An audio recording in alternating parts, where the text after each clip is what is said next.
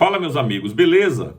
Bom, aqueles que realmente se interessam no assunto, aqueles que gostam de política, já devem ter entendido que a Magnitsky, sim, está atrapalhando a vida do ministro Alexandre de Moraes. Apesar dele dizer que não, apesar da grande mídia vender essa falsidade por aí, quem está ligado no assunto sabe que a vida do ministro não está fácil. Eu vou dar só o exemplo recente da Coca-Cola, que foi chamada na chincha lá nos Estados Unidos, porque no Brasil patrocinou o 26º encontro de procuradores e promotores, ao qual o ministro foi um dos palestrantes. Então a Coca-Cola foi lá e foi advertida nos Estados Unidos e no Brasil por tabela, evidentemente. No dia seguinte, o que é que acontece? Uma reunião dentro do Banco Central do Brasil, onde o presidente recebeu autoridades americanas diretamente relacionadas com a lei Magnitsky e as sanções a bancos internacionais. Evidentemente que eles não vieram aqui para o chá das 5 com o presidente do BC. Vieram resolver a situação bancária do ministro magnitizado aqui no Brasil. Isso, mais ou menos, a gente já sabe. Mas quais são as consequências para a própria Suprema Corte? O que é que pode acontecer com o Supremo Tribunal Federal no exterior se continuar com o ministro sancionado em suas fileiras? Bom, eu fiz essa pergunta ao ChatGPT, que é o pai dos burros contemporâneo. E o chat me disse o seguinte: existem alguns aspectos que precisam ser considerados. 1. Pressão externa sobre a imagem do STF como instituição.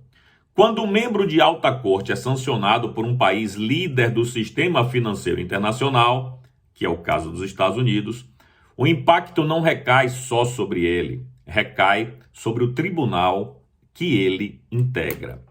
Bom, um dos efeitos é mancha na reputação internacional do STF. Organismos internacionais que normalmente dialogam com altas cortes, como a OCDE, a ONU, comissões de direitos humanos, tribunais constitucionais de outros países, passam a evitar aparições públicas conjuntas.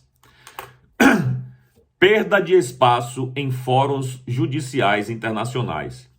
Mesmo sem sanções ao STF, entidades internacionais não querem fotos, eventos ou cooperação institucional com um tribunal que tenha integrante sob sanção Magnitsky.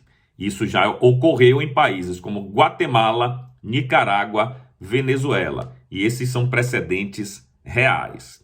Bom, dificuldades para manter relações internacionais. Não é exagero, é uma consequência direta.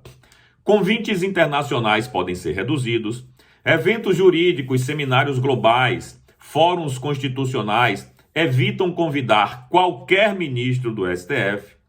Visitas oficiais do STF a outros países podem ser negadas ou politicamente desconfortáveis. Um país aliado dos Estados Unidos pode evitar receber uma delegação sabendo que um dos seus integrantes é sancionado. Cooperação técnica com cortes estrangeiras podem ser suspensas, especialmente com cortes constitucionais da Europa, Canadá e Estados Unidos. Bom, esse eu falei dos aspectos externos, né? Também tem a dinâmica interna no STF. Essa é muito mais difícil de acontecer, mas deveria. Ministros podem pressionar informalmente por afastamento de certas funções. Por exemplo, evitar que o ministro sancionado represente o STF em eventos, evitar que ele seja porta-voz da corte e restrições tácitas a viagens oficiais. Isso não aconteceu e não vai acontecer. O presidente do STF pode precisar blindar a instituição. Isso criaria barreiras práticas, redistribuição de papéis diplomáticos, redução da exposição do ministro sancionado e protocolos internos para lidar com comunicações internacionais. E evidentemente que isso aumenta a suspeita e questionamentos sobre decisões do tribunal, e isso é importante. Ainda que injusto, acontece em qualquer país onde o magistrado sofre sanções.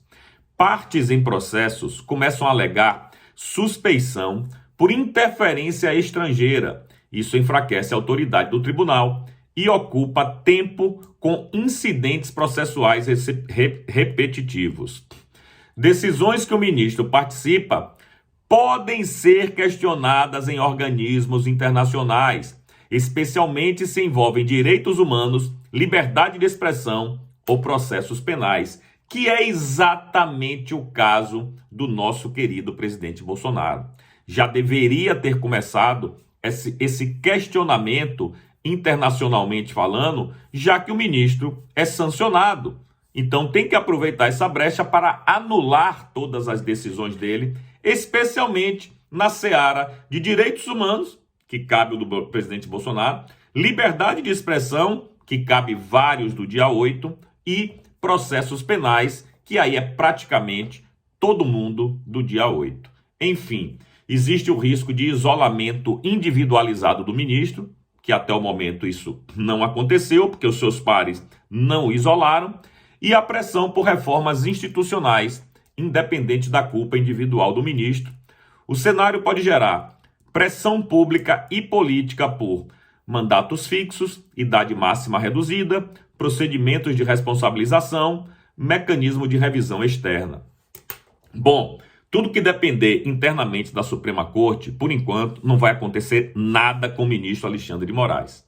Porém, todos os aspectos externos poderão já começar a acontecer muito em breve, como todos os exemplos que eu citei aqui.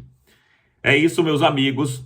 Deixa aí no comentário o que é que você achou sobre o que poderá acontecer, não apenas com o ministro externamente, mas com o tribunal e a imagem institucional do tribunal no exterior.